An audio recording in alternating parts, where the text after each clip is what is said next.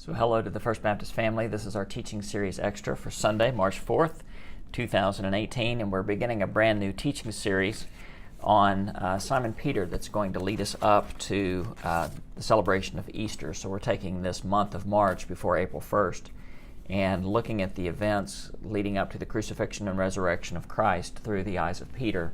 Now this is very purposeful. Not only are we talking about Peter through the remainder of the Lenten season, but after Easter, we're going to do an in-depth study of First Peter. And so there's about 20 years between the events that happened at Easter and the writing of Peter's first letter to the early Christians.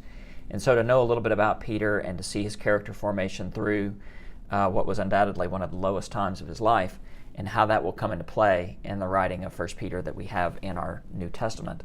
But here's what I want you to get today, that Peter really does represent all of the disciples. We're going to be looking from the Gospel of Mark, and Jesus talks a lot to Peter. And so when Jesus is talking to Peter, really he's talking to the entire collective of the disciples. But here's the deal. Not only does he represent all 12 disciples, but Peter also he represents all 2,000 years of Jesus followers. And the way we kind of overestimate our own abilities, we have overconfidence, we're prone to violence and fear and reaction. Peter does represent all of us. So I hope as we look at Peter in this next month that we'll not only study some interesting things about this first century fisherman, but we'll see some things about ourselves as 21st century followers of Jesus. So Peter represents us, and the way he acted around the events of Christ is probably how we would have acted and reacted as well.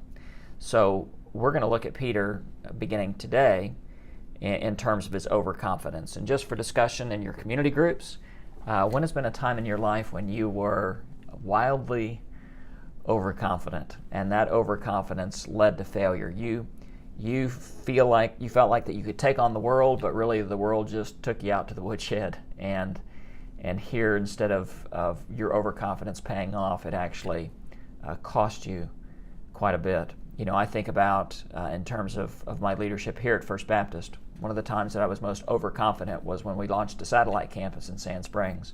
I thought anything we touched would turn to gold, that it would succeed and succeed wildly. And we failed at that venture. Now what came out of that, the profit that came out of that for me personally, was learning a great deal of humility and also learning a new dependence on God for every decision of life and ministry. So just around your circle, and of course you don't want to overshare something like this, but what has been a time that you were overconfident? Maybe you were even judgmental toward other people because they failed at something that you knew you could do. And your overconfidence taught you an invaluable lesson. Would you give a little bit of appropriate vulnerability to your community group? We've all been on this boat before. We have all thought that we were better than what we really were. And through that humiliating experience, God would teach us a bit of humility. So share that in your community group. See yourself in the light of Peter, and let's look forward as we move toward Easter 2018. May the Lord bless you, and as always, I'm privileged to serve right alongside you.